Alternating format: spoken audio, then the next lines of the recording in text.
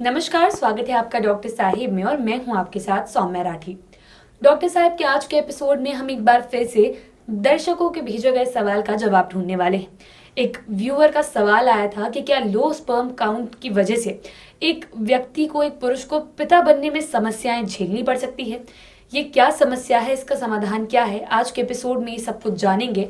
और ये चीजें बताने के लिए इस वक्त मेरे साथ बैठे हैं डॉक्टर अजय कुमार, जो कि बिहार के सबसे जाने माने यूरोलॉजिस्ट में से एक हैं। डॉक्टर साहब यूरोलॉजिकल सोसाइटी ऑफ इंडिया के पूर्व अध्यक्ष हैं, पारस HMRI पटना के डायरेक्टर हैं और साथ ही साथ पाम व्यू हॉस्पिटल्स पटना के कंसल्टेंट यूरोलॉजिस्ट भी हैं।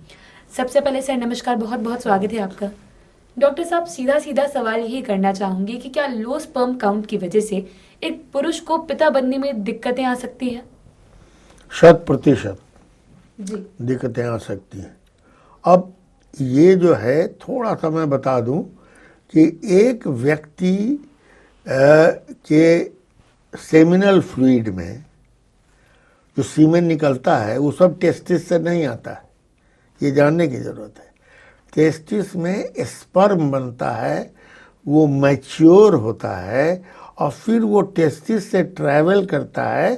एक ऑर्गन होता है उसके साथ सटा हुआ एपिडिडमिस, फिर वास डिफरेंस, मतलब एक उसको नहीं होता है पाइपलाइन चला आसाम से, तो पाइपलाइन में वो फिर चलता है वहाँ से।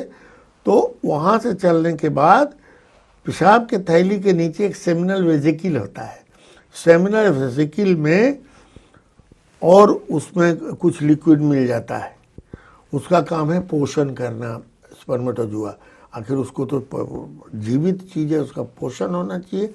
फिर वो प्रोस्टेट ग्लैंड के थ्रू गुजरता है, तो प्रोस्टेट ग्लैंड में भी जो स्राव होता है, सिक्रीशन होता है, वो भी उसमें मिल जाता है। तो ये दोनों मिल करके पोषण करते हैं स्पर्मेटोजुआ का, और वो स्पर्मेटोजुआ इजाकुलेशन के समय सेमिनल फ्लूइड के साथ निकलता है और फिर अपना गर्भधारण की प्रक्रिया आगे बढ़ती है। उस पर मैं चर्चा नहीं करूंगा। तो 20% ऑफ द टोटल इजाकुलेट आता है टेस्टिस से, बाकी 80% वही सेमिनल वेजिकल और प्रोस्टेट ग्रंथि का जो स्राव होता है, जो कि उसका पोषक तत्व जिसमें रहता है, वो मिलकर के बनाता है। तो अब स्पर्मेटोजुआ बनने की जो प्रक्रिया है टेस्टिस के अंदर, बहुत से हार्मोन्स पर डिपेंड करती है। जो हार्मोन का यहाँ से ऊपर पिट्यूटरी ग्लैंड से संबंध रहता है, तो वो हार्मोन के इफेक्ट में टेस्टिस के अंदर वो डिफरेंट स्टेजेस से गुजरते हुए एक स्वस्थ स्पर्मेटोजुआ बनता है। और एक बार में मिनिमम 20 to 30 मिलियन मिनिमम होना चाहिए स्पर्मेटोजुआ एक इजाकुलेट में मिनिमम।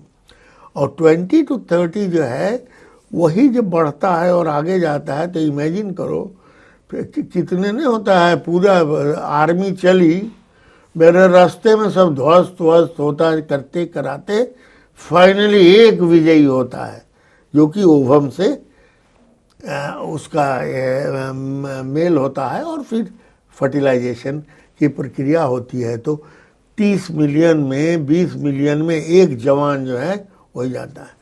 तो spermatozoa has to be very strong to survive and sustain different type of temperature and this and that. Spermatozoa अब यदि नहीं आ रहा है इसमें स्पर्म तो निकलवे करेगा, 80% तो निकलेगा, स्पर्मेटोजुआ उसमें नहीं है। तो दो ही कारण हो सकते हैं, या तो टेस्टिस में स्पर्म बन नहीं रहा है, या नहीं तो रास्ते में कहीं पर रुकावट है, माने माल खेत में तैयार नहीं हो रहा है। यदि खेत में तैयार हो रहा है तो उसका ट्रांसपोर्टेशन में कहीं गड़बड़ी है। तो हम लोग वही टेस्ट करते हैं, पहले सब हार्मोन वगैरह टेस्ट करते हैं, फिर उसके अलावा टेस्ट करते हैं कि टेस्टिस से बायोप्सी लेते हैं कि भाई नहीं होता है, जैसे सॉइल टेस्टिंग करते हैं, तो सॉइल टेस्टिंग करते हैं कि इसमें स्पर्मेटोजुआ बन रहा है या नहीं बन रहा है। जब वो मान लिया उसमें स्पर्मेटोजुआ दिखाता है कि नहीं, यहाँ तो मैच्योर होता है, तब हम लोग खोजते हैं कि लगता है रास्ते में कहीं रुकावट है।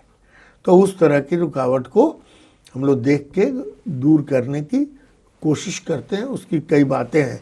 अब है कि स्पर्मेटोजुआ नील हो या कम बने, और यदि बने तो वो प्रॉपर नहीं हो। बहुत बार क्या होता है, स्पर्मेटोजुआ एक मछली जान लो वैसे ही रहती है। तो अब स्पर्मेटोजुआ अगर कहीं किसी में है, किसी कारण से, बहुत से कारण है, उतना नहीं बता सकते, इतने कारण है, उसका हेडे गायब रहता है, टेले टूटा रहता है, बॉडी में ही खराबी होती है, माने उसके बनावट में ऐसी गड़बड़ी होती है कि वो ओवम से ये करने लायक, फर्टिलाइज करने लायक रहता नहीं है, लो नंबर रहता है स्पर्मेटोजुआ का, तो पॉसिबिलिटी है कि वो सभे मर जाएगा रास्ते में। उसको हम लोग ओलिगोजूस्पर्मिया कहते हैं। और ये जो हुआ एजूस्पर्म हुआ जब स्पर्म नहीं बनता है।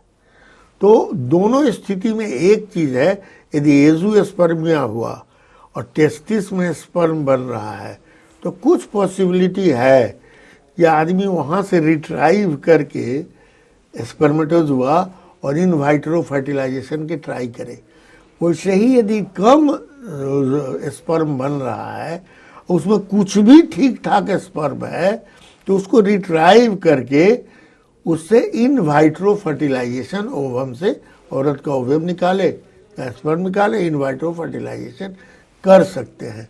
इसीलिए लोगों को बहुत ज़्यादा निराश होने की ज़रूरत नहीं है यदि लो स्पर्म काउंट है या काउंट नहीं है टेस्टिस में।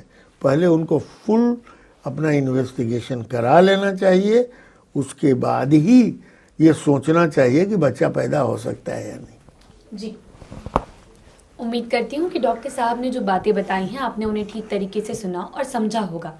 इसी के साथ बहुत जल्द मुलाकात होगी अगले एपिसोड में।